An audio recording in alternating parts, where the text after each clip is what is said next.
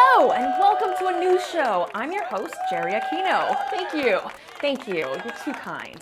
Good news. According to YouTube, a channel needs 4,000 watch hours to get monetized, and thanks to you, our viewers, we only need 39 more watch hours to reach that milestone. So make sure to watch the entire video, guys. Come on, dollar bills, y'all, right? Okay, speaking of money, Indian billionaire Gautam Adani surpassed Amazon founder Jeff Bezos to become the second richest person in the world. Bam! Take that, Bezos, you trifling ass third place billionaire bitch!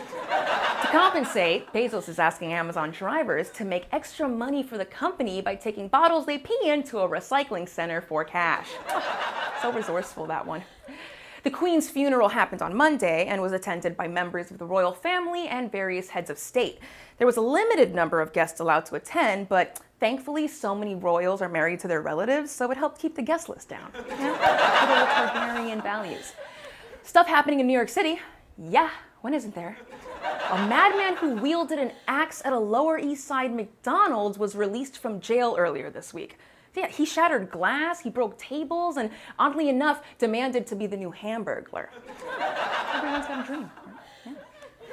Speaking of food, a top executive at a plant-based food company, Beyond Meat, was arrested after he allegedly chomped down on a man's nose during a fight outside a stadium in Arkansas. Okay, now that we know what the Beyond Meat part is, the company will be changing their name to a little too on the nose. Gotta hurt.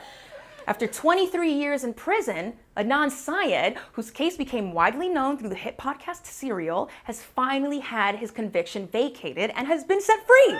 When asked how he wanted to celebrate, he said he either wanted to have a blockbuster video night or go to a Prince concert.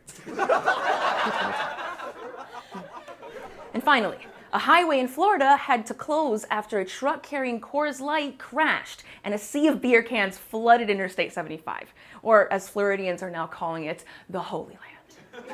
Stick around, we have more show. Hello and welcome back. I'm Jerry Aquino and I'm standing next to a big screen.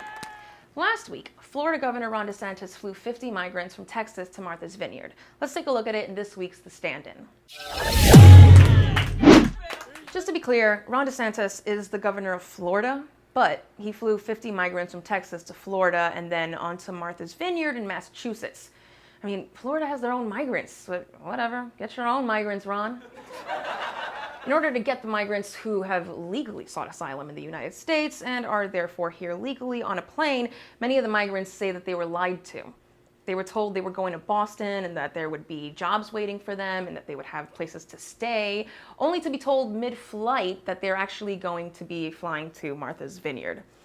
That's like telling your kids you're going to Disneyland as you pull into the dentist parking lot, which is a living nightmare that I've lived through. There's already a lawsuit filed in Massachusetts and a criminal investigation happening in Texas. DeSantis and others could be charged with kidnapping because, duh, this is the equivalent of luring kids into a van with the false promise of candy and puppies, which is bad enough, but then DeSantis held a press conference to brag about it.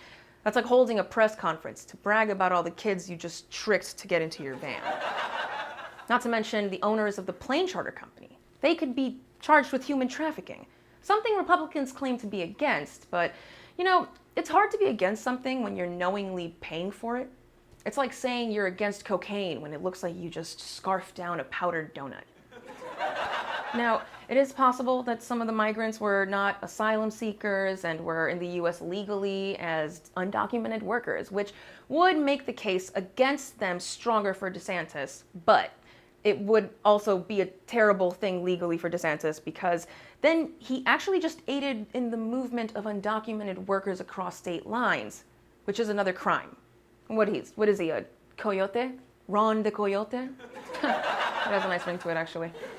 Many of the migrants were fleeing the failed government of Venezuela. By the Republican viewpoint, Venezuela is socialist or communist, and therefore people fleeing that country should be exactly who the GOP would support if they supported, or as they supported Russians fleeing the USSR. But for some reason, they're against this group, which makes me wonder if it has anything to do with their splotchy, uneven skin tone. Now, to get to Texas, many of the migrants made their way from Venezuela to Colombia, to Panama, to Costa Rica, to Nicaragua, to Honduras, to Guatemala, and then the entire length of Mexico to the US. Some may have walked the entire way. And while they're doing everything to make a better life for themselves and their children, they are also killing it on their Fitbits. This has been The Stand-In. We'll be right back. Hello and welcome back. I'm Jerry Aquino, and I'm at the desk now. How strong do you think your mind power is? We're talking your mind bullets. Well, former President Donald Trump seems to believe his mind bullets are at least 50 caliber, and Sean Hannity is his arms dealer. I think this is the next logical question, because the President of the United States, you, unlike, say, Hillary Clinton in her case. Why bring up Hillary? Ugh. A president has the power to declassify. Correct. Okay. Okay, so right now, Joe Biden could declassify Hillary's emails and she'd be good? Thanks. You had said on Truth Social a number of times you did declassify. I did declassify, yes. Okay. Is there a process? What was your process to declassify? There doesn't have to be a process, as I understand it. You know, there's different people say different things, but as I understand, there doesn't have to be. There's a process, but there doesn't have to be one? What the fuck is that? That's like saying I'm just gonna do whatever I want and there are no rules. What the, come on, dude. If you're the President of the United States, you can declassify just by saying it's declassified, even by thinking about it. Even by thinking about it. Now, let that marinate and put that in another context. Your girlfriend accuses you of cheating, and you're like, I've never cheated. I may have thought about it, and boom, you did cheat with your mind bullets. Because you're sending it to Mar-a-Lago or to wherever you're sending it. Or Russia. And there doesn't have to be a process. There can be a process, but there doesn't have to be. There can be a process, but there doesn't have to be.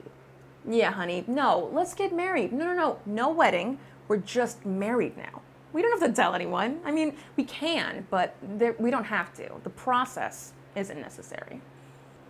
In this week's segment of Must Watch, Not Clickbait, sex in space. Scientists say that sex in space will look nothing like we've ever seen before. Yeah, we've never seen it.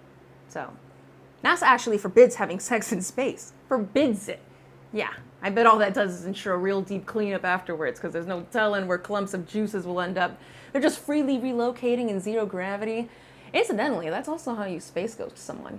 You'd be like, no, baby, I didn't leave on purpose. I just floated away. You don't even have to try for a one-night stand, because as soon as it's over, you're just like drifting away, like, oh, well, that's solving itself. And finally, Adam Levine named his baby after his mistress. It's actually a thing that people do. They name their babies after their exes, and when asked why they do it, like what's their thought process behind it, they said, there doesn't have to be a process. There can be a process, but there doesn't have to be. And that does it. Make sure to like, subscribe, share, and leave a comment. I'm Jerry Aquino. Thanks for watching. Bye.